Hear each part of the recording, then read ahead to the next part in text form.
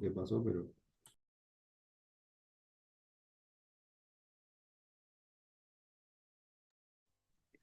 Buenas tardes. Vamos a esperar que se conecten personas que todavía están en sala de espera. Ahí termino de admitir.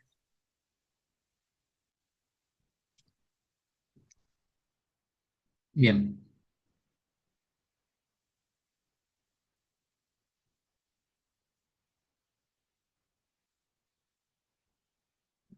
No puedo grabar en la nube. Les pido que no me envíen más esas solicitudes porque no hay espacio suficiente.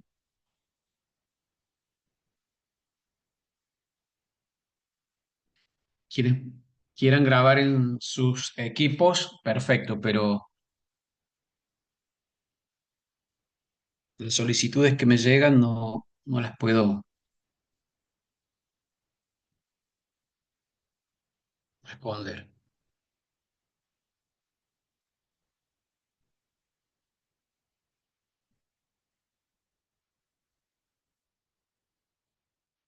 Bien. Comenzamos entonces. Me escuchan bien, ¿verdad? Colocan en el chat cualquier cosita si me escuchan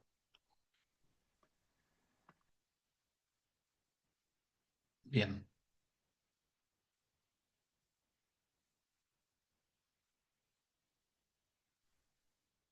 Bueno, ahí estamos. Bárbaro. Comencemos con las preguntas que haya acerca del texto. Yo les había pedido el lunes que leyeran el texto que había escrito yo sobre el sujeto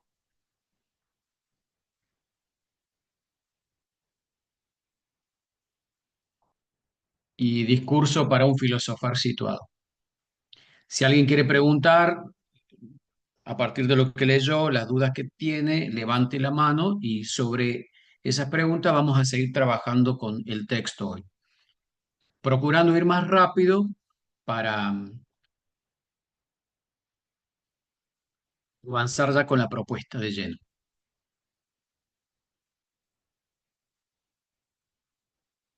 Sí, Micaela y otra persona que levantó la mano, Lara, Micaela Luján y Lara Nieto. ¿Puede ser? En ese orden. Hola, profe. Sí. ¿Se escucha? ¿Qué tal? ¿Cómo le va? ¿Sí? Bien. ¿Le Yo escuchó? tenía dudas sobre el pensamiento bastardo y pensamiento historizante, Bien. sobre Entiendo los que dos. puede haber.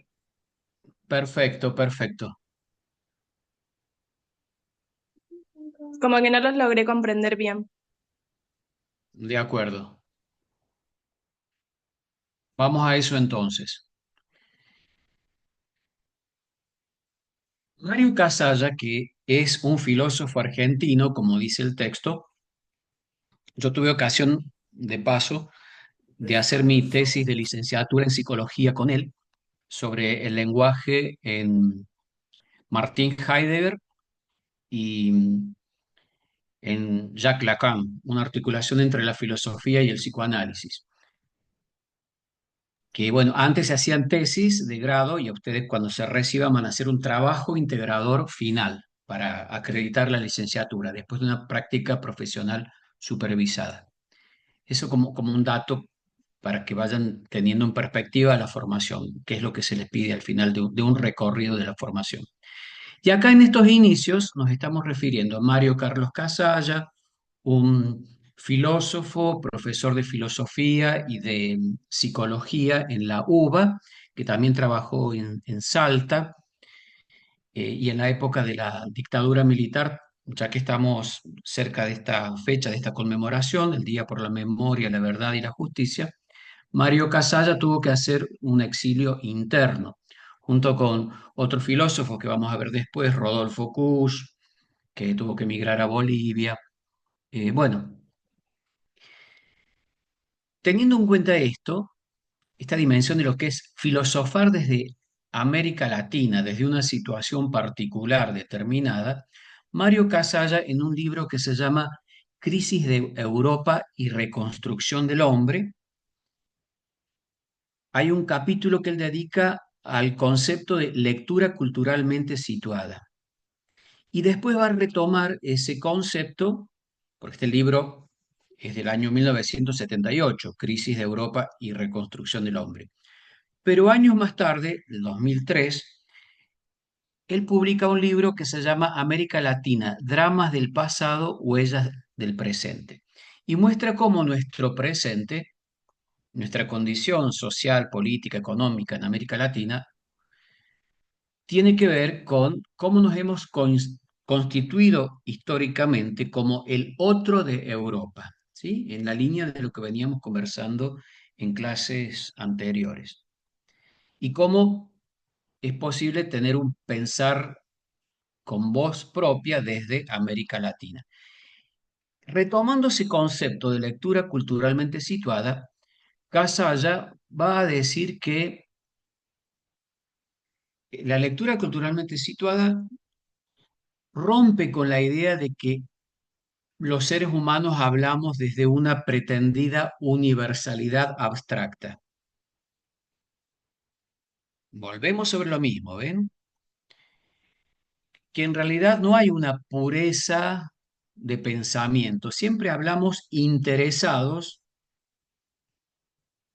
y que se comprenda de qué tipo es este interés. Interesados en cuanto estamos atravesados por una situación que nos condiciona y que a veces hasta nos determina. Hay una diferencia en filosofía entre estar condicionados y estar determinados, o entre condicionamiento y determinismo. De paso, introduzco esta distinción conceptual. Estamos condicionados por las circunstancias, pero no supone una condición que no tengamos un margen de libertad, ¿sí?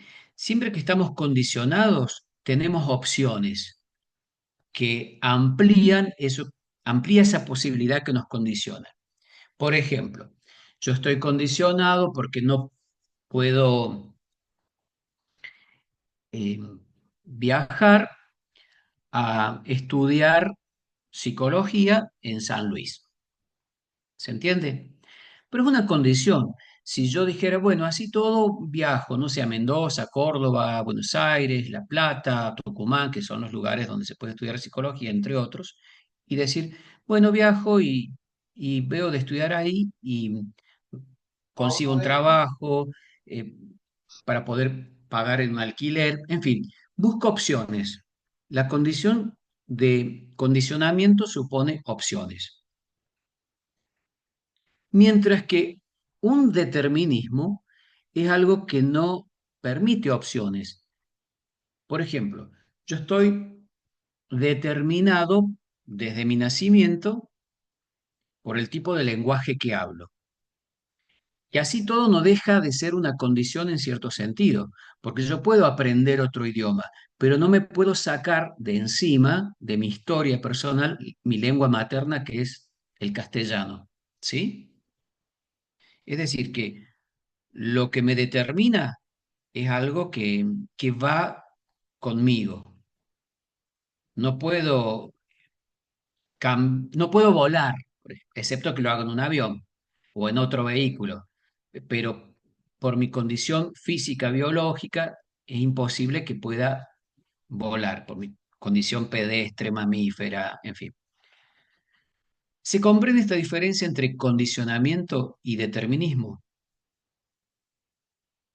El determinismo admite opciones. Perdón, Profesor, ¿la determinación tiene que ver con una definición del ser? Sí, muy bien, muy bien. De todos modos, vuelvo sobre lo anterior porque lo dije en contrario. El determinismo me coloca en una situación de tener que ajustarme a lo que me determina precisamente. No puedo salirme de esa posibilidad. Siempre estamos determinados en un sentido, pero porque estamos determinados en otro sentido, estamos abiertos a posibilidades de ejercer nuestra libertad. Y ahí aparecen los condicionamientos a nuestra libertad, que no la determinan, es decir, que no la cierran del todo, sino que le presentan opciones. Vamos a ver esto con más detenimiento en Heidegger.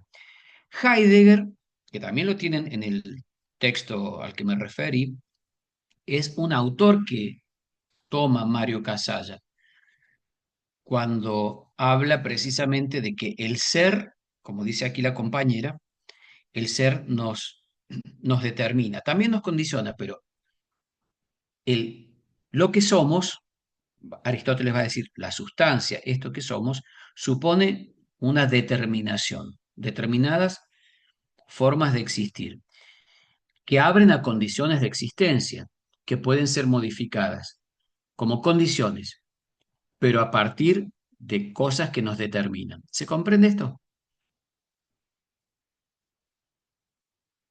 Bien. Entonces, Casalla dice que siempre estamos haciendo una asunción, es decir, un asumir la situación en la que nos encontramos, veíamos Profe, en otra clase. disculpe que lo interrumpa, Sí, pero ¿puede volver a explicar lo que dijo anteriormente porque no se entendió tan bien?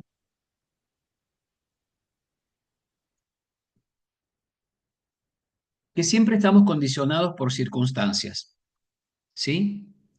Pero estamos determinados en el ser de lo que somos por esa constitución de ser. A ver, yo estoy determinado a ser un mamífero, estoy determinado a ser alguien que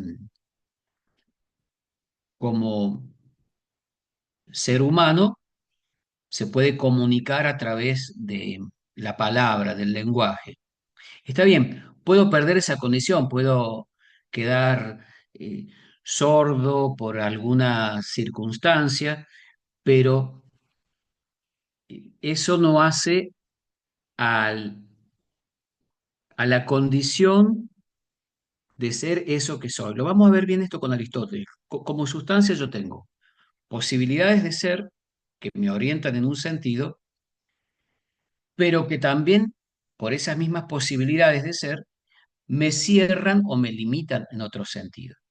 Ahora, las posibilidades de ser me abren a condiciones. Yo puedo ser de una o de otra manera o de múltiples maneras, pero a partir de algo que ya me es determinante. Yo no puedo elegir ser un pez, no puedo elegir ser un pájaro, ¿sí? Eso ya es una condición determinante, lo que soy como ser humano. Va de suyo en mi esencia de ser lo que soy. Por ejemplo, Ahora, esto sería, profesor, por ejemplo, esto sería, por ejemplo, un hombre que después quiere cambiar su sexo a mujer, pero la determinación de haber nacido como sexo masculino no le va a permitir poder tener un hijo en su vientre. bueno, ahí hay que hacer una distinción entre las concepciones de sexo y de género, de identidad de género o de identificación de género más bien, pero que no tiene que ver con naturaleza y cultura, ¿sí? Hay determinismos biológicos, uno de los elementos que hacen al sexo es lo anatómico. Entonces, desde el punto de vista anatómico, una persona puede nacer con rasgos masculinos o rasgos femeninos, ¿sí? Una persona que nace con características o rasgos masculinos, pero adquiere para sí una identificación de género femenino, es claro que su identificación al género femenino le hace autopercibirse mujer, pero su determinante biológico, al carecer de útero, esto va a suponer que no pueda engendrar biológicamente. ¿Ven? La cuestión de la sexualidad y del género, o del sexo, sexualidad, género, orientación sexual, en fin, ya nos empieza a mostrar un panorama más complejo donde se tensan estas dos conceptualizaciones. ¿Qué cosas me determinan? Hay una determinación biológica ahí para poder engendrar, pero qué cosas me condicionan. A partir de esa limitación biológica se abre lo que es la posibilidad de asunción de un género distinto. Esto genera polémicas entre Profe, posiciones que son biologicistas, naturalistas o anatómicas y otras posiciones que son más culturalistas, eh, sociológicas y que van articulándose o integrándose y que van presentando también distintas tendencias en cuanto a poder responder desde una filosofía de género qué es ser hombre, qué es ser mujer, qué es ser hombre varón, ¿no? Y qué es ser mujer. profe, ¿Se buenas comprende? noches. Pero esto abre otras problemáticas. Me interesa ahora poder estar en atención a esta distinción entre lo que condiciona y lo que determina, ¿sí? Para poder partir de ahí a entender cuáles son los espacios que tenemos de poder gestionar nuestra libertad o dentro de qué parámetros nos asumimos como sujetos libres dentro de un contexto que refiere a una situación, espacio y tiempo. Perdón, había gente en sala de espera, por eso estoy admitiendo ahora. Hay gente que levanta la mano. Livia, sí. Sí, buenas noches. Le había hecho una pregunta en el chat y la reitero. Ah, Entonces, lo determinante estaría vinculado a lo biológico y lo condicionante a lo social, como por ejemplo la condición de pobreza o la esclavitud, que generalmente se dice fulano de tal fue esclavo o es esclavo, y estaríamos hablando de una condición ontológica al decir es esclavo,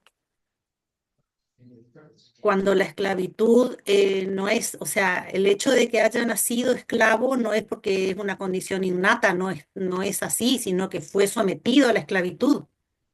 O el hecho de ser pobre, ¿la pobreza es un condicionante o un determinante del ser?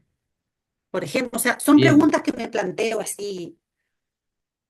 Me parece muy pertinente las preguntas, porque ahí aparece la dimensión del ontológico. Lo Gracias. ontológico, ontos es el estudio del ser, la ontología es el estudio del ser. Ahora, si entendemos el ser como algo dado, determinado por naturaleza, que no es la naturaleza biológica, sino en cuanto a la esencia de algo que es lo que es, y que puede ser de orden biológico o de orden eh, valorativo.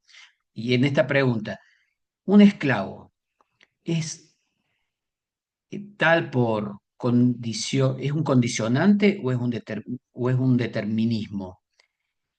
Y uno puede decir que hay condiciones socioculturales que han producido el fenómeno de la esclavitud, pero que ontológicamente, si nos posicionamos en el valor axiológico de la vida humana, toda vida humana vale, toda vida humana ejerce su condición de libertad, la situación epocal de alguien como esclavo es una afrenta a su humanidad, ¿sí? Entonces, es un determinante, limita su humanidad. es un condicionante para eso, pero su determinación humana, ontológicamente, es que es un ser libre. ¿Se comprende?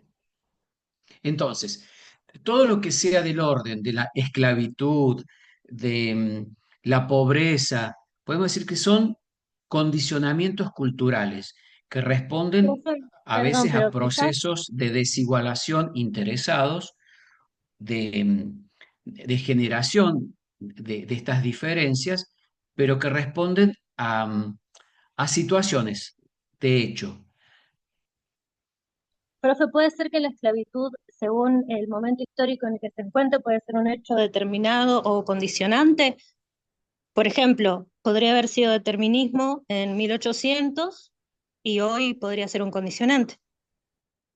A ver, está buena también esta intervención, porque muchas de las cosas que durante un buen tiempo o en determinadas culturas se han entendido como dadas por determinación, eh, pensemos porque así lo haya querido tal o cual Dios, o porque así lo haya querido tal o cual fundador de una tribu, de un grupo humano determinado, entonces se lo ha pensado como un determinismo. Y con el tiempo eso ha sido objeto de crítica y se ha visto que no era tal esa determinación, que respondía a un determinado interés ideológico, pero que no constituía un determinismo. Pensemos, por ejemplo, no quiero irme de tema, pero ya que lo están preguntando, me parece pertinente y después volvemos en todo caso. Pensemos, por ejemplo, en que muchas veces, durante mucho tiempo, lo voy a enfocar desde la filosofía. Se ha dicho que no ha habido mujeres filósofas, o la pregunta podemos hacerla en otros términos, ¿por qué no ha habido tantas mujeres filósofas? Y ahí se ha explicado, o se ha pretendido explicar, y bueno, porque los hombres son más inteligentes que las mujeres, y que hay un determinismo psíquico, biológico o en orden a la inteligencia, de que el hombre puede pensar, tiene una capacidad racional y la mujer es más emotiva, es más sensible, y eso daría lugar a que el hombre es el que ha podido producir conocimiento filosófico y se puede extender conocimiento científico, y por eso tiene una preeminencia en el orden de generar teorías, de hacer avanzar la cultura, y la mujer no, queda como una posición de sujeción, de segundo plano. Bueno, Simone de Beauvoir va a hablar precisamente del segundo sexo, ¿no? Como que quien lleva la primacía es el varón. Simone de Beauvoir es una filósofa mujer que va a criticar esto. Pero entonces, esto que muchas veces se vio como algo determinante, respondía a una cuestión ideológica, epocal. Durante mucho tiempo fue así. Y hoy por hoy vemos que no, que ha habido condicionamientos culturales por los cuales la mujer no ha sido valorada para ocupar determinados espacios de poder, de decisión, y que había sido relegada. De hecho, si vamos a Grecia, había un lugar propio de la mujer en la casa, que era el gineceo, ¿sí? Que ahí tenía que cocinar, criar a los hijos, no podía salir de ese lugar. Era una especie de semi-esclavitud, no podía participar de la vida pública, de la política. En muchas culturas fue así, y se veía esto como un determinismo por su condición biológica. Todo esto cambió en los años 60 y antes, en la primera ola feminista de los años 20, en la segunda ola feminista de los años 60, más tarde en los años 80 y en la actualidad ni hablar, que hoy por hoy también está siendo fustigado, criticado, estas corrientes o estos impulsos teóricos o estos movimientos más bien que quieren rescatar el lugar de las mujeres, reivindicando sus derechos, sus luchas, más allá de lo que se vio como un determinismo, ¿sí? Y por eso viene esta idea de ejercer una profunda crítica a lo que se ha entendido como un determinismo. y en realidad son condicionamientos sociales y culturales Profe, de no permitir estos perdón que le espacios interrumpa. de participación en la vida pública de parte de la mujer. De hecho, el voto femenino es recién un derecho que se logra a comienzos del siglo XX y en muy pocos países, y después se fue extendiendo. Y en la actualidad, bueno, vemos que todavía hay países y hay culturas que no admiten este lugar de igualdad de derechos de las mujeres en relación con los varones. Bueno, pero el tema es más complejo, más profundo, y lo podemos abordar en alguna clase específica, sobre todo de la última unidad. Ezequiel levantó la mano. Buenas, profe. Una pregunta rápida. ¿Un mismo hecho entonces puede ser determinante y condicionante simultáneamente según la perspectiva de vista? O sea, porque, por ejemplo, una malformación en una persona puede ser determinante, digamos, en la forma de la que se puede desarrollar la persona, pero al mismo tiempo es condicionante socialmente por el hecho de las facilidades que puede haber para la gente, digamos, capaz, digamos, o que tiene todas sus extremidades, tiene todas las capacidades, digamos, del ser humano desarrollado completamente. ¿Puede darse el caso de esas situaciones que tengan, que sean los dos simultáneamente? Claro, pero lo son en dos sentidos distintos, ¿no? Una persona que nace con alguna malformación o con algún tipo de discapacidad muy invalidante, ciertamente hay algo que le determina a no poder realizar cosas que sí haría una persona en uso un poco más eh, pleno, si se quiere, de sus facultades, de sus capacidades. Pero eso también eh, habilitaría para la persona que tiene estas dificultades, habilitaría de parte de las instituciones públicas, por ejemplo, del desarrollo de instancias, de mecanismos de protección a esa persona que se encuentra más indefensa, si se quiere. Pero bueno, abre a otras problemáticas. Entiendo que esto hay que verlo en estos términos, que hay cosas que nos condicionan y cosas que nos determinan, y que lo que nos condiciona nos abre el campo de las opciones, y lo que nos determina no, no permite esas opciones. Lo que pasa es que a la base hay que estar lo suficientemente eh, esclarecido, hay que hacer todo un trabajo de pensamiento para decir, bueno, ¿esto me está condicionando o me está determinando? Esto lo llevo a términos individuales, pero volvemos a estas cuestiones ideológicas, históricas que se instalaron respecto de cosas que se creía que eran determinantes y que resulta que eran condicionantes. Pero eso nos abre a otra problemática. En lo, quizá en el orden de lo biológico puede ser como más preciso qué cosas nos determinan y qué cosas nos condicionan. Pero esto como principio, después hay que ver cada caso en particular. Siempre hay que entender las cosas en esa doble tensión.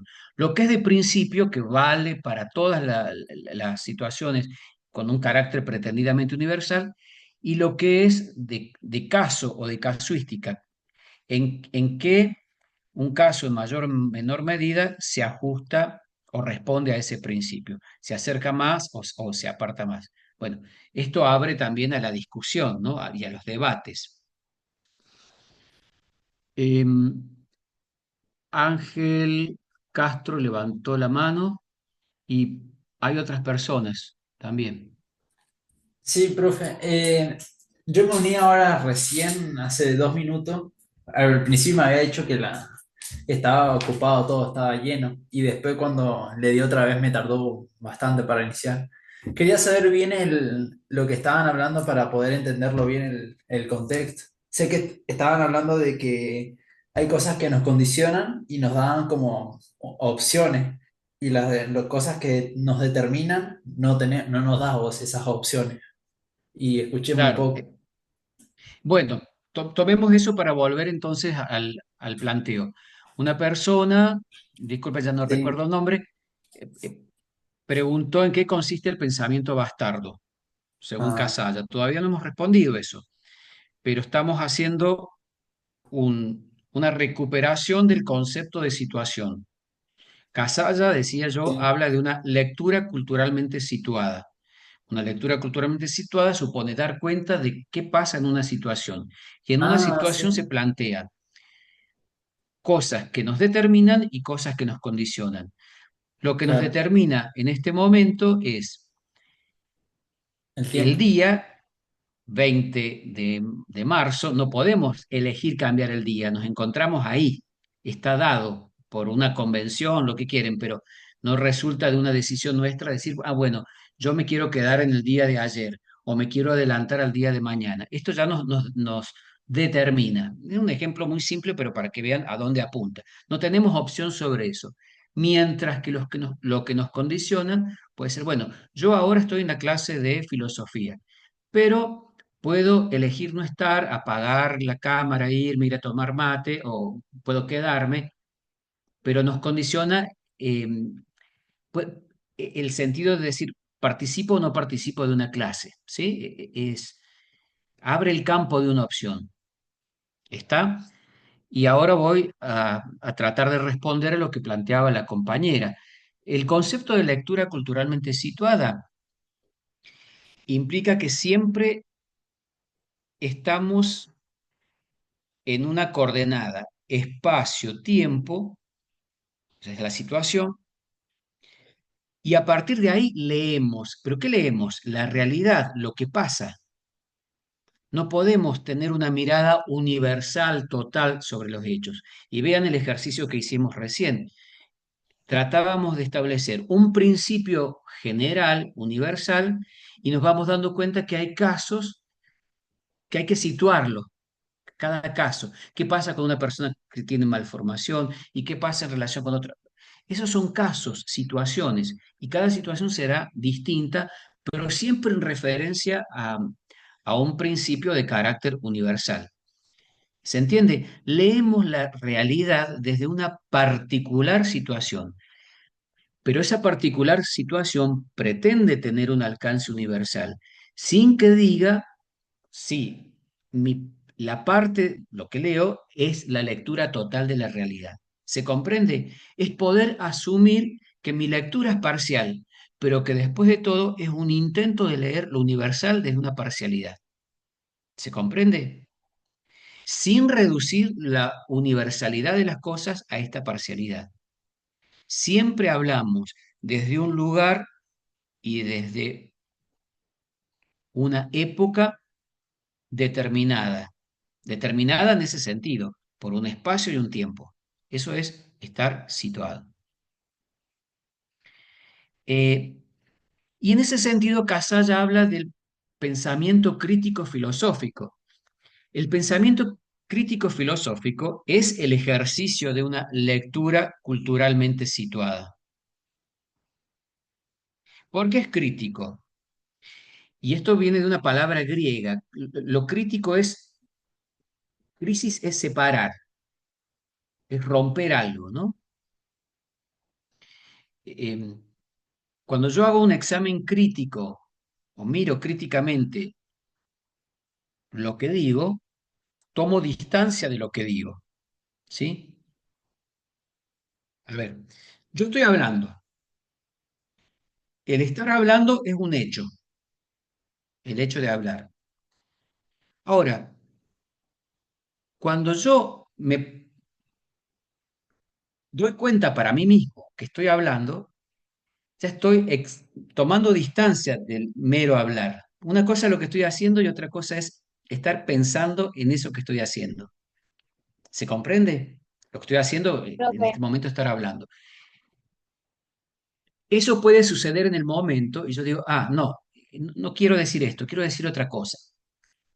¿Ven? Cuando hago ese ejercicio, estoy haciendo un examen crítico, estoy tomando distancia de mí mismo, estoy rompiendo esa identidad que hay entre lo que soy y lo que digo. Aparece entonces lo que digo y mi toma de distancia hace que piense eso en lo que digo. Yo puedo decir después, no quise decir eso, me equivoqué, o me salió sin querer, que en psicoanálisis esto le llamamos, los que nos dedicamos al psicoanálisis, el acto fallido, eh, me traicionó el inconsciente, se me escapó un exabrupto, bueno, lo que fuere.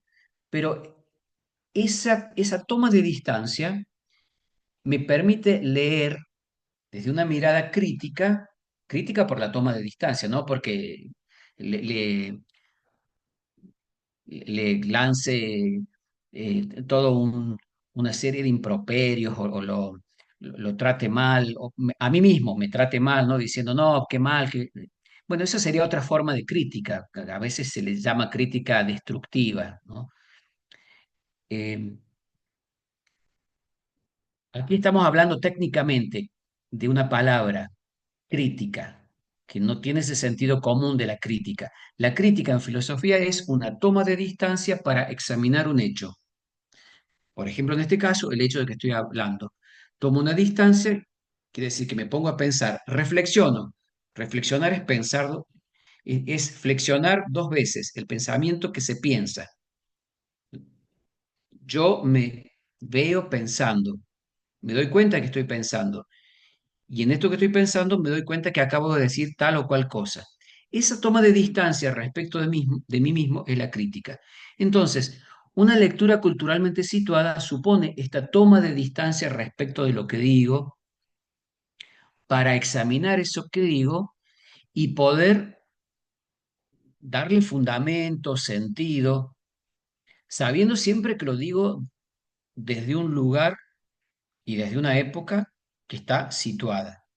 Yo no hablo en el aire, no soy un sujeto universal, soy un sujeto de carne y hueso, que se ubica, está sentado en un lugar que está a determinada hora. Si tomamos un sujeto individual, ¿no? Pero podemos tomar un sujeto político, por ejemplo, cuando decimos, o sociológico, depende cómo lo enfoquemos. Por ejemplo, el concepto de pueblo. Yo digo, bueno, ¿qué es el pueblo? eh, y el pueblo quiere tal cosa, el pueblo quiere saber de qué se trata, el Cabildo de 1810. ¿Y quiénes son? ¿Quiénes son esos todos que se autodenominan pueblo? Bueno, eso supone también un examen crítico de que nosotros somos los que decimos que somos el pueblo, porque tenemos tales o cuales características. Eso supone una toma de conciencia de sí. Es importante esto porque lo van a ver en Mercado Vera, lo van a ver en Hegel también y muchos filósofos latinoamericanos hablan de esto. ¿Quiénes somos nosotros que decimos que somos esto que somos?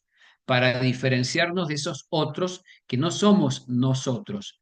Nosotros somos los otros de aquellos otros que dicen nosotros. ¿Sí? Los europeos dicen nosotros y dicen de los latinoamericanos esos otros, o de cualquier otro que no sea europeo. Nosotros y los otros. Pero a su vez nosotros que estamos en esta situación latinoamericana o argentinos, digamos, para nosotros son otros, todos los que no son argentinos, todos los que no son latinoamericanos. Bueno, vamos extendiendo esa idea, ese concepto. ¿Ven? Eh, no me quiero ir por las ramas, pero el pensamiento bastardo sería hablar desde una pretendida universalidad. ¿Qué es un bastardo? Un bastardo es alguien que no es hijo legítimo. Es una imagen fuerte la que toma Casalla, ¿no? Eh, en la realeza, el bastardo es el hijo que el rey o la reina tienen con alguien que no es del linaje que va de generación en generación, la sangre azul, la sangre real. Entonces, el rey y la reina tienen eh, algún afer con un vasallo, una vasalla que le engendra un hijo, y entonces a ese se le llama bastardo, no tiene derecho a incluirse dentro de un linaje. Esa es una metáfora que va a tomar Casalla, una metáfora conceptual, un- una comparación. En filosofía se le llama también analogía, es decir, es como un ejemplo que nos permite explicar que un pensamiento bastardo es un pensamiento que no es hijo de su tiempo, que en vez de inscribirse en un recorrido histórico, aparece como colgado de la nada y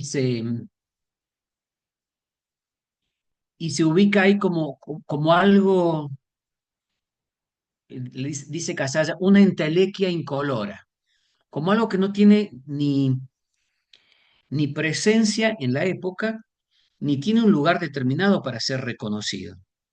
Por eso no es un hijo, ¿eh? No tiene un lugar reconocido en esa situación. Ese es el pensamiento bastardo, no es hijo de la situación. De nuevo, tomemos, por ejemplo, si estamos en la Revolución eh, de mayo de 1810. Cuando explicamos ese hecho, lo hacemos tratando de comprender qué pasaba en ese entonces, en España con el rey, en las colonias en América Latina, qué pasaba entre los intereses de los españoles, los criollos. Todo eso nos va a dar un panorama de época donde muchas ideas se ponían en discusión y que llevaban a esto de plantear, ¿queremos liberarnos de la metrópoli de España? ¿Queremos seguir siendo súbditos del rey o queremos tener una identidad propia como pueblo, como país, como patria? ¿Sí? Eso sería tratar de comprender, de hacer una lectura culturalmente situada, viendo todos los condicionantes y determinantes de la época para comprender qué pasaba ahí, qué se ponía en juego con estos intereses, con todo lo histórico, toda la efervescencia de las cosas en ese momento. Eso sería una lectura culturalmente situada. Un pensamiento crítico filosófico procuraría explicar por qué pasaba una cosa, por qué pasaba otra, por qué en 1810 y no en 1811, o por qué no en 1807 con ocasión de las invasiones inglesas, por ejemplo. Eso es tarea de crítica de un historiador o de un filósofo de la historia. Bueno, no importa. Nosotros también podemos hacer ese ejercicio. No es solo de alguien que tiene una disciplina determinada. Ahora, un pensamiento bastardo diría, sí, en 1810 fue la Revolución de Mayo y sucedió porque tenía que suceder, porque Dios lo quiso así. ¿Ven? Esa sería una explicación espúrea. ¿Qué es lo espurio? Algo que viene como incorporado, agregado, pero sin que explique a la situación en sí. Viene de afuera, viene como traído de los pelos. Esa me parece una expresión más cotidiana, como que no tiene mucho que ver, ¿sí? Eso es lo bastardo. No sé si alcanza esto para poder dar cuenta de la pregunta, ¿sí? Es una reflexión deformadora, dice Casalla, porque reniega de su situación, es decir, no la tiene en cuenta, simplemente le adosa un porque sí. Y bueno, porque fue así, porque tuvo que ser así, porque Dios lo quiso, porque es lo que querían, simplemente los movía el deseo de ser libres. No, no, no. Había razones económicas, políticas, sociales, había intereses en juego. Y sin embargo, acá viene el otro límite, ¿no? Porque el pensamiento bastardo es una visión deformadora. Y el pensamiento historizante sería lo contrario, sería tratar de comprender tan en detalle todo eso que sería como cuando, por quedarme en la explicación del querer explicar el- la cosa al detalle, no puedo ver el conjunto. ¿Sí? Sería como, bueno, a tal hora explicando minuto a minuto lo que fue aconteciendo el día 25 de mayo de 1810, como una crónica periodística del 25 de mayo, días previos y días posteriores. y que todo se redujese a eso. Y sí, yo puedo, eh, por ejemplo, ustedes en la habitación en la que están, pueden decir, sí, estoy acá en una clase de filosofía y estoy viendo ahora la pantalla, veo el techo, veo la luz, veo la silla, puedo describir todos esos elementos, pero el describir todos esos elementos no me dan la razón de por qué estoy yo sentado, sentada ahí. ¿Se comprende? El cúmulo de hechos que circunscriben un, un otro hecho no lo explican por sí solo, per se, dice Casas. Tiene que haber algo que le dé razón de ser. La razón no está en los hechos. La razón está en tomar distancia de los hechos, esa es la reflexión crítica, para poder explicarlos. Si yo estoy haciendo algo, en ese hacer estoy en el mero hacer. Ahora, cuando puedo verme hacer eso y decir, ¿por qué estoy haciendo eso? Ya estoy haciendo otra cosa. Estoy teniendo una mirada, una toma de distancia crítica filosófica sobre eso. ¿Se entiende? Profe, ¿podría volver a repetir qué es el... Hola, ¿podría volver Sí, a repetir qué era el pensamiento historizante? Por favor. bien. Voy a tomar algo de lo que dice una compañera ahí en el chat, que pensamiento bastardo, Nazarena dice, se abstrae del contexto histórico de las cosas, medio que se convierte en algo vacío y su conexión a la realidad, y sin conexión a la realidad, perdón. Y dice, el pensamiento historizante es el otro extremo. Muy bien, son dos extremos, pues son dos visiones deformadoras del pensamiento crítico filosófico. ¿Sí? Esto tiene que quedar bien claro. En el otro extremo, el pensamiento historizante, vean, no es un pensamiento histórico, es historizante, es decir, que es una deformación. Lo tiende a historizar tanto, lo estira tanto para la parte histórica, que pierde de vista el conjunto y no capta el porqué y el para qué de ese hecho. Se queda en los meros detalles, en la crónica periodística, eh, cotidiana, lo que les decía recién, puedo describir la habitación en la que estoy, pero el por qué estoy ahí es otra cosa, que trasciende, va más allá de la mera descripción de la habitación.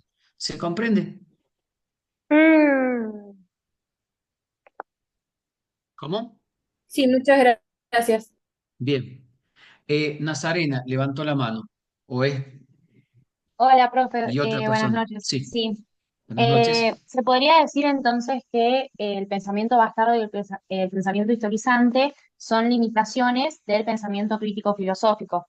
O sea, estos ambos extremos, digamos, eh, no, o sea, con esos dos extremos no podés tener una lectura culturalmente situada, según Sagas. Exactamente. Bien. Así es. Son deformaciones, son limitaciones, son errores, como quieran llamarle. En todo caso, son cosas que apartan de una lectura correcta, adecuada. O sea que el pensamiento bastardo y el pensamiento historizante son inadecuados para poder ejercer un pensamiento crítico filosófico. ¿Sí? No nos Gracias, sirven, dice profe. Casalla, ni el pensamiento bastardo ni el pensamiento historizante para dar cuenta de una situación. Eso tiene que quedar claro. Disculpen, voy a cerrar la puerta ahí porque estoy escuchando ruido.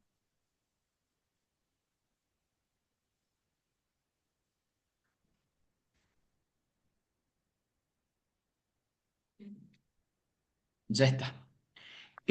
Alma Calderón levantó la mano. Sí, yo tenía una duda sobre a qué se refiere en Pensamiento Bastardo con hijo de su tiempo. ¿A qué se refiere esa? Bueno, es lo que trataba de explicar hace rato, que un bastardo no es hijo de su tiempo. A ver, un pensamiento bastardo, perdón. Eh, Es una distinción que se hacía antaño entre los hijos legítimos y los hijos ilegítimos. Los hijos legítimos que provenían de padre y madre reconocidos por el matrimonio, por la realeza, por la iglesia, por el pastor, por el rabino, por lo que fuere, pero que instituía un reconocimiento de la legitimidad o la legalidad de ese hijo. Sí, es hijo de tal o cual. Sí, es de una familia bien constituida, se decía antes. Bueno, eh, y un hijo bastardo sería un hijo que se ha tenido de una forma inapropiada, de que no está reconocido legalmente, de que no le corresponde la herencia, bueno, un sinnúmero de cosas que no le dan derecho a, a reconocerse dentro de un linaje. Entonces, con esa analogía, con esa comparación, Casalla está diciendo que el pensamiento bastardo sería como la explicación, un intento de explicar lo que pasa en una época, metiendo una explicación eh, que viene del aire, que, que no se encadena a los acontecimientos históricos, que viene de arriba, que es algo, decía yo, espurio, que, que, que se agrega como un apéndice, como un parásito, si quieren, pero que no pertenece a, a esa cadena de razones Hola, históricas. ¿Como hola, algo molesto? Sí. perdón, ¿se me escucha un segundo? Bueno, está Lo Livia que que, levantó la mano, no sé, y bueno, después Bruno, en todo caso. Livia y después Bruno. Gracias, profesor. Eh, a ver si puedo, a ver si entiendo. Si en este momento histórico un hombre de 34 años pone sus ojos deseantes en una jovencita de 14 o 15, eh, digamos que como que socialmente tiene una carga condenatoria. Poco aplaude eso en este momento. Inclusive se lo denuncia y se lo condena por abuso sexual, por pederastia o no sé qué, cuál será la figura legal. Ahora, si llevamos esa misma acción al siglo XIX, 1820, 1830, un poquito antes también, lo vemos a San Martín casándose con Remedios de Escalada, un hombre de 34 años con una jovencita de 15.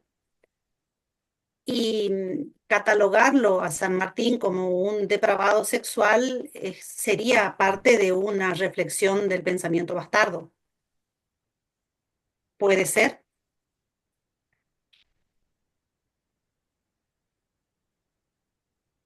Me parece que el ejemplo se puede considerar, ¿sí? Aunque ahí está más bien el tema del anacronismo.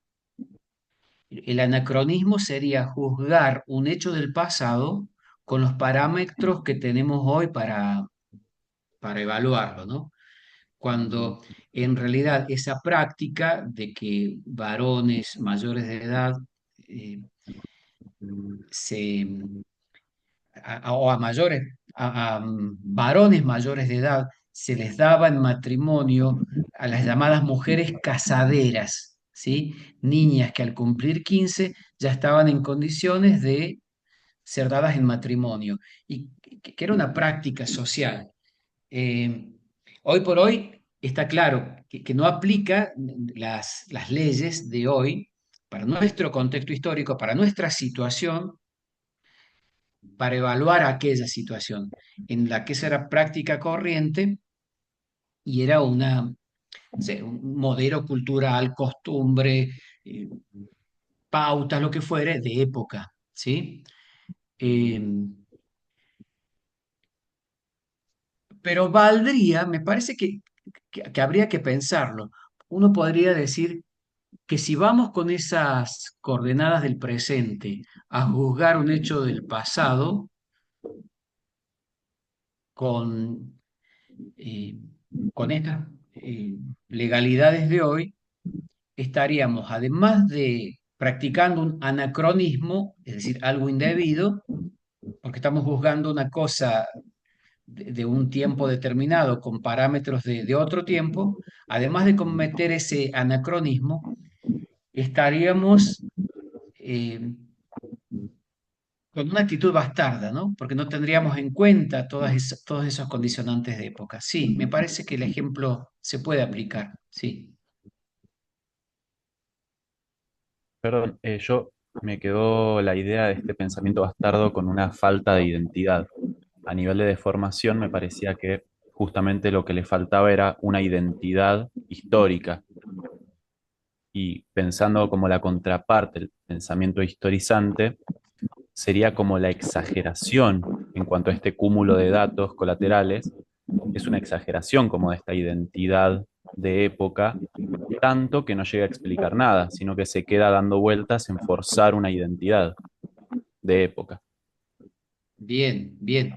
Me gusta cómo aparece esto porque está bueno llevarlo por aquí. Miren, el pensamiento bastardo sería como un pensamiento vacío, que finalmente no explica nada y por no poder explicar nada, tiene que recurrir a algo como agregado. Entonces sería como algo vacío. Mientras que el pensamiento historizante conduce a un exceso, que por querer explicar todo, también termina no explicando nada. Ni uno ni otro explican nada. Eh, por eso el pensamiento crítico filosófico o la lectura culturalmente situada pretende ver desde qué parámetros evalúo un hecho, lo juzgo o ejerzo la crítica y puedo decir, ah, claro, lo que pasa es que en esa época, bueno, San Martín, eh, siguiendo la tradición de los hombres de tal edad eh, y dentro de cierta costumbre, era lógico que esto pudiera suceder, pero ya le estoy dando un sentido de época. Después vendrá toda la crítica más fina, bueno, pero ¿esto a qué responde más bien? Eso ya es algo mucho más que va a ir requiriendo más precisión, afinación en función de cada caso histórico concreto, porque también esto nos puede llevar a evaluar eh, el tema de la quema de mujeres durante la Edad Media, a las que se trataba de brujas, que fueron cientos de miles, o el, bueno, digámoslo, lo que se llama el genocidio de indígenas por parte de los conquistadores en América, desde una perspectiva de, de querer colonizar o conquistar, conquistar, pero además del conquistar, el colonizar, pero como que el conquistar y la suposición de que eran como animales que carecían de alma y por lo tanto no eran humanos, y eso se convertía en algo justificatorio para matarlos, además de tener una diferencia tecnológica, porque sabemos que los cañones, los arcabuces, todas las armas de fuego se van a terminar imponiendo necesariamente a gente que lucha con, con lanzas de piedra o con maderas, ¿no? Armas de madera. A ver, y yo dije genocidio, pero ¿y esto qué hago? ¿Es un juicio histórico? ¿No hay que comprenderlo en la época? Y uno ahí va viendo que en realidad en la época ya había quienes criticaban esto. Entonces, cuando ya en la época existen miradas críticas respecto de ciertas prácticas, eh, no es que se está haciendo un anacronismo del presente, sino que se están recuperando esas voces del pasado que ya decían esto no se debe hacer. ¿Ven? Esos son los matices que van teniendo una lectura crítico-filosófica en el marco de tratar de evitar estas deformaciones, un pensamiento bastardo y un pensamiento historizante, que incurren en errores por exceso o por carencia, por vacío o por exceso, como decía. ¿Se va comprendiendo o esto es un poco oscuro? un poco de ambos. Bueno, Por cierto, tengo una pregunta, profe. sí, Em, Santiago es, sí, sí, sí. a ver cómo puedo empezar. Bien, eh, quiero hacer una pregunta.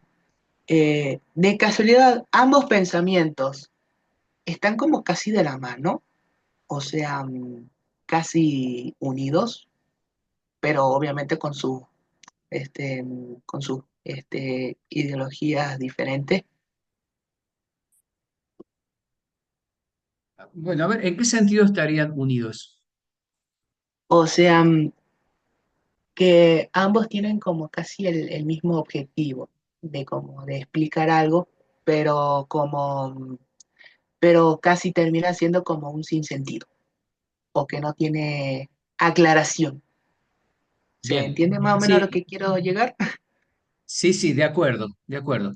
Visto bajo esa perspectiva, sí, es decir, que ambos pensamientos, con sus diferencias, bien establecidas sus diferencias, incurren en lo mismo, son deformaciones, ¿sí?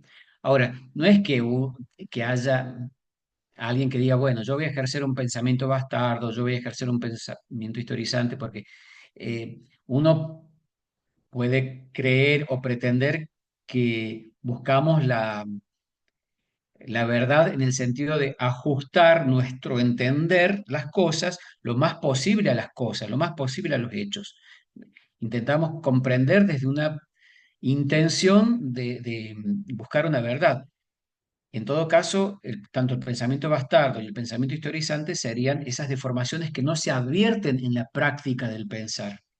Por eso hay que estar como advertidos y la misma toma de distancia cuando pensamos las cosas nos hace decir, no, pero hay algo de lo que no me estoy dando cuenta o hay algo a lo que no le estoy prestando atención. A ver cómo era. Entonces vuelvo a examinar, hago una toma de distancia crítica respecto de mi propio mirar las cosas para rectificar eso, ¿no? Rectificar es cambiar eso que creía que era, porque ahora veo una razón más adecuada.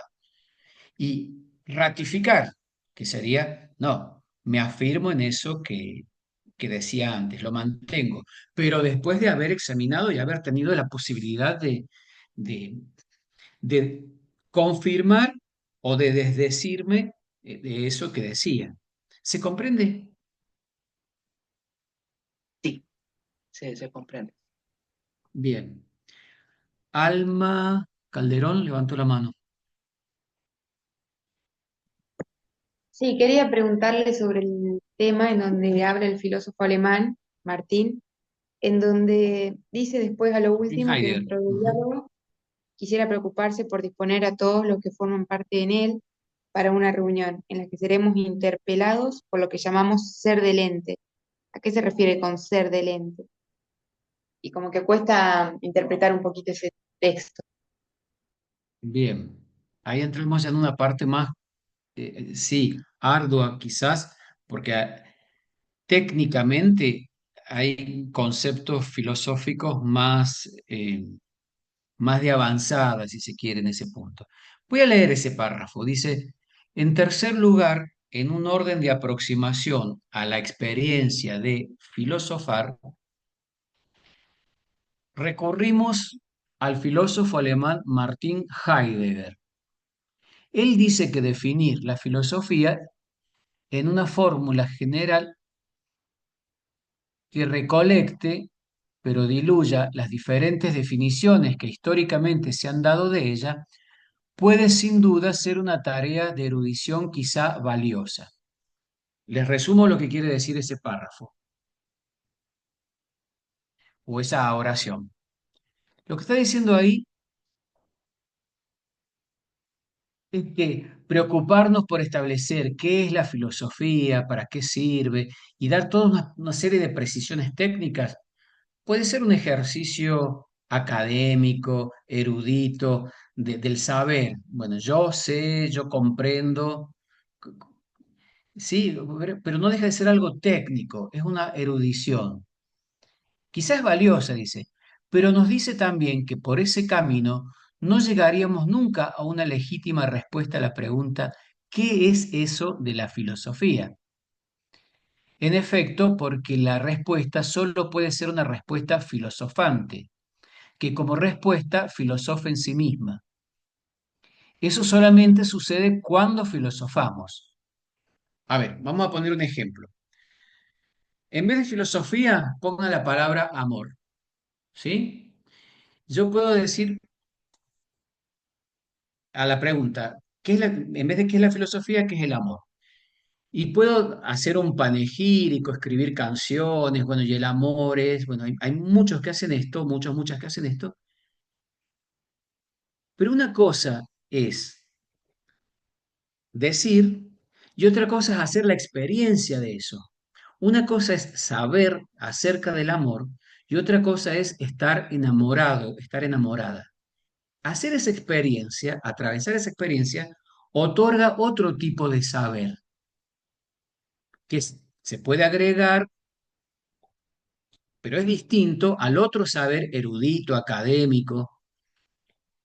Yo puedo saber muchísimo acerca del amor, puedo saber muchísimo acerca de filosofía, pero si no pienso filosóficamente o si no estoy atravesado por la experiencia del pensar con otros, esto que estamos haciendo aquí ahora, o si no estoy atravesado por la experiencia del amar, de sentirme amado por alguien o del amar a alguien y, y sentirlo, no saberlo, no pensarlo. Si no sucede eso, dice Heidegger, bueno, el camino es ese, el camino es el de la experiencia.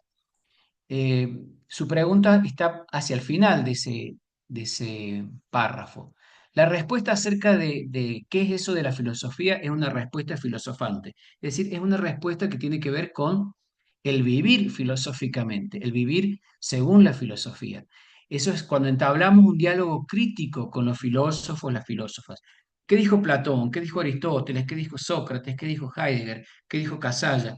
¿Qué dijo Judith Butler? Bueno, podemos saber podemos sabernos un libro de ellos de memoria, pero otra cosa es sentir que eso nos atraviesa, que nos interpela y que nos hace pensar en esto que somos. Eso es hacer una lectura culturalmente situada, porque el otro con el que dialogamos, Heidegger, Casalla, Butler, en fin, me está proponiendo algo para pensar, es vivir según esa experiencia filosófica. ¿Sí?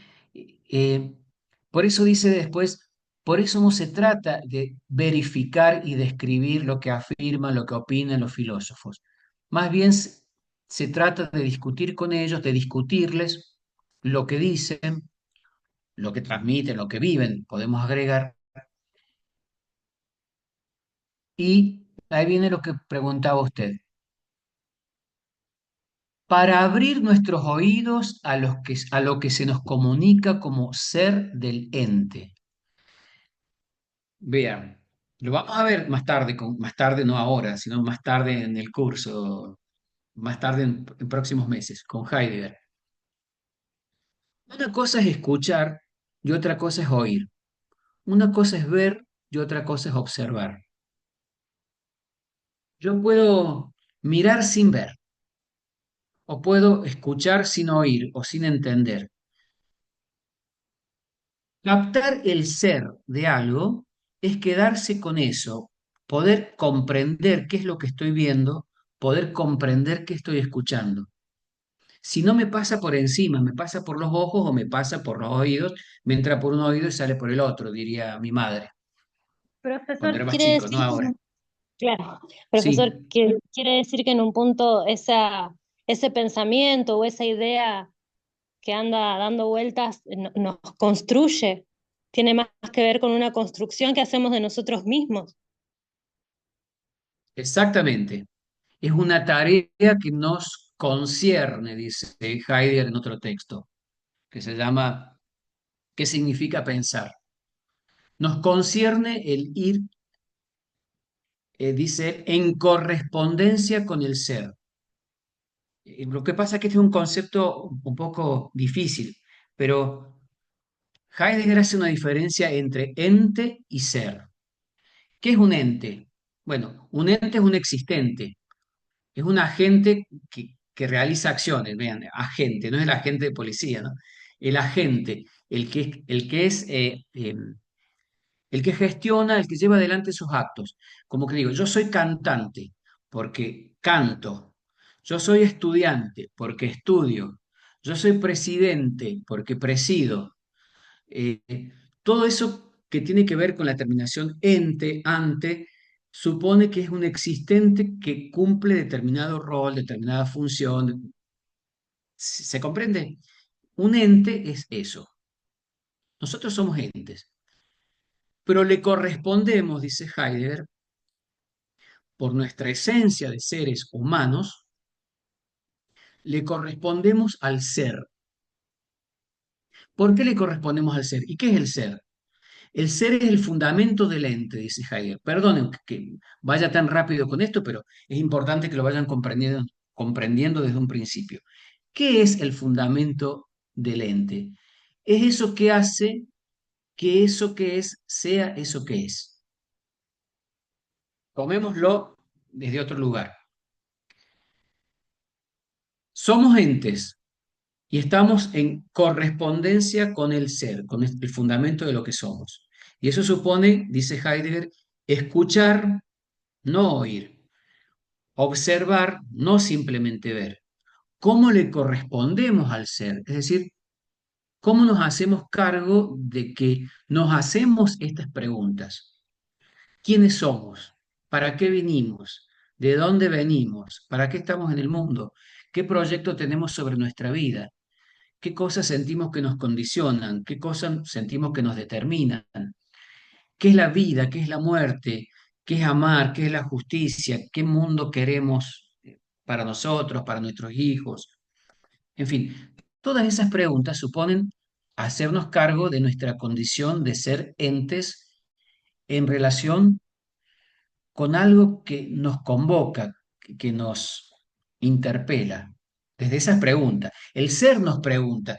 Ojo, no es que haya un ser ahí como si fuese, eh, no sé, una realidad como una nube o Dios, no. Es el fundamento, es algo que va en nuestro ser entes, ¿sí? Es la causa de lo que somos. Por ejemplo, este vaso de agua o vaso con agua es un ente, un existente de vidrio que aloja un líquido, en fin, pero no puede interrogarse por su causa, no puede preguntarse cuál es mi ser, qué sentido tiene que yo exista. Esto no lo puede hacer. El único que puede preguntarse por el fundamento es el ente humano, porque le va de suyo su ser.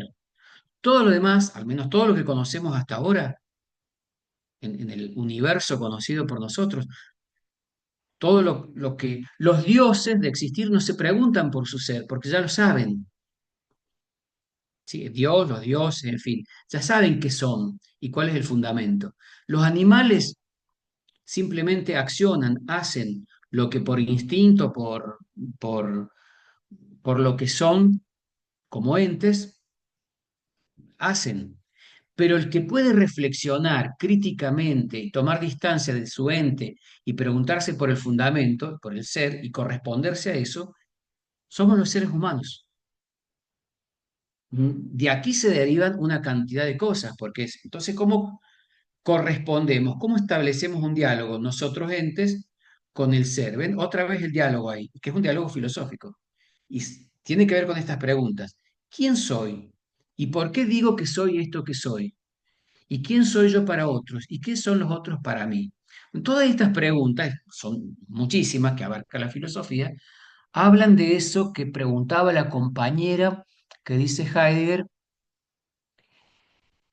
que ven que no es la pregunta que dice, bueno, soy un ser de carne y hueso compuesto de células y de tejidos nerviosos, músculos. Esa es una respuesta de la biología que se agota en el discurso científico de la biología.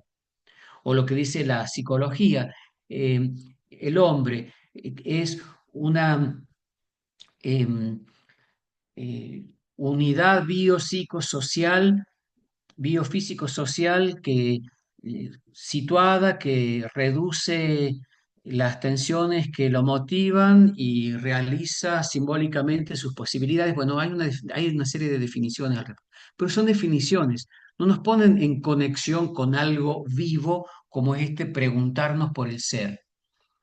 Por eso dice aquí, vuelvo a la pregunta de la compañera, es una tarea de destrucción de lo obvio, de esta respuesta que da la ciencia, lo común, que suprime y deja de lado los enunciados exclusivamente históricos sobre la historia de la filosofía para abrir nuestros oídos a lo que se nos comunica como ser del ente. Son estas preguntas, ¿no?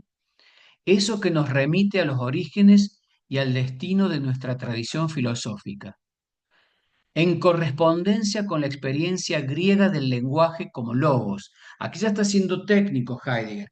Heidegger está diciendo que cuando pregunto por qué es la filosofía, está diciendo filosofía tiene que ver con filos, que quiere decir tendencia, aproximación, búsqueda, y logos,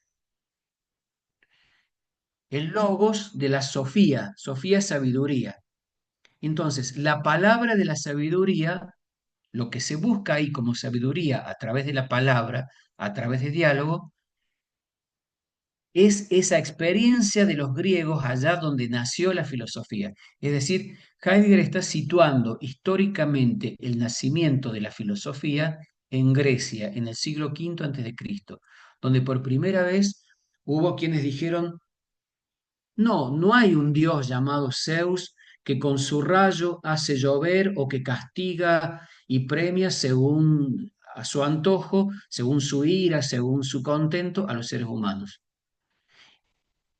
Y tampoco son los fenómenos de la naturaleza per se, sino este intento de comprender racionalmente el porqué de las cosas, el porqué de la existencia.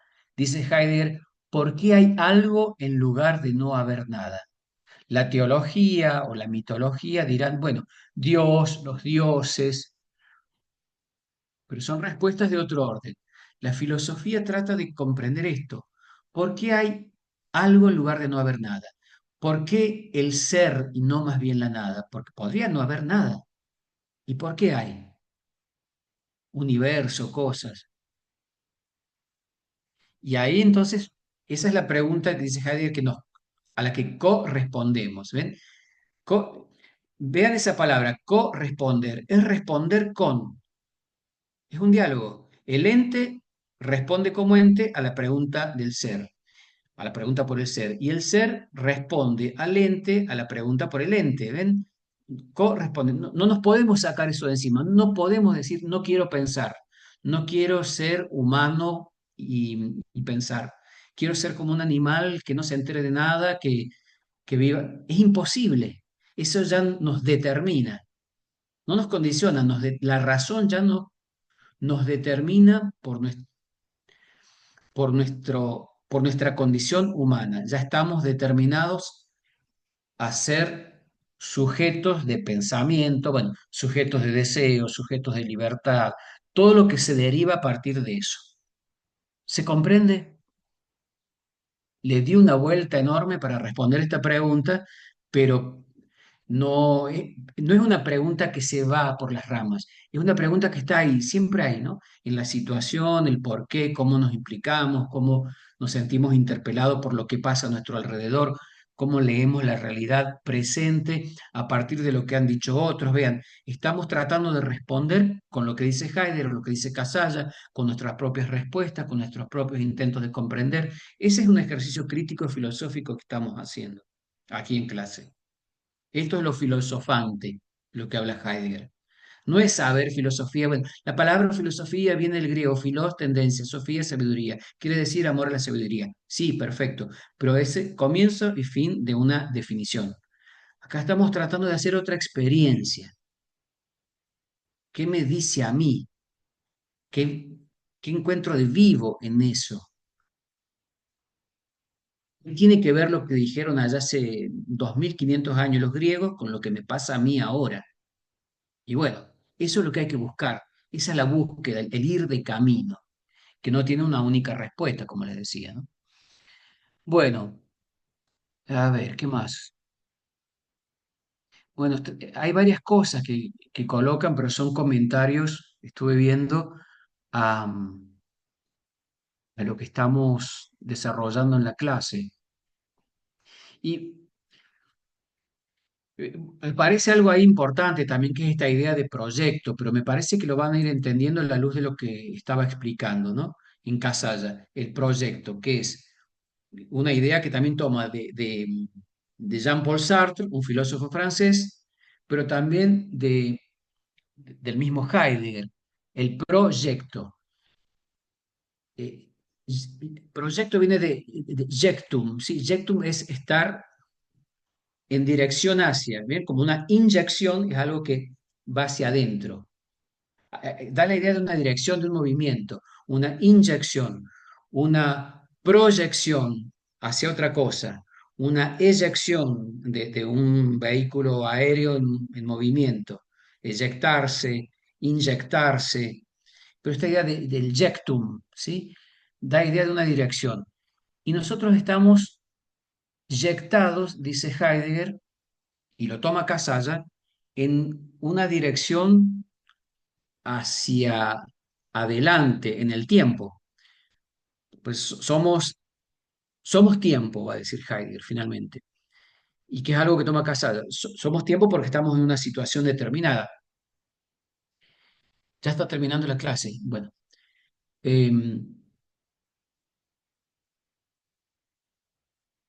el proyecto también nos determina.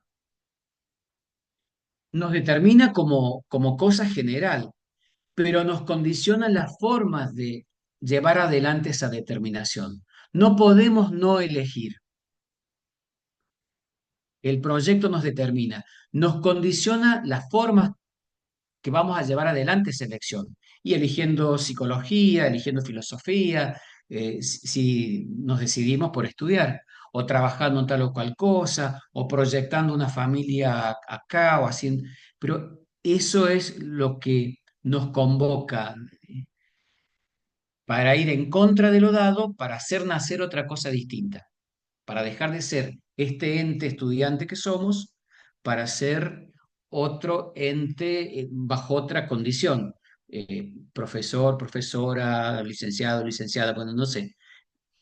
Le estoy dando un poco de materialidad a estos conceptos que pueden ser abstractos, pero espero que se vaya comprendiendo. Miren, tenemos que dejar. Ah, no, Ángel Luciano.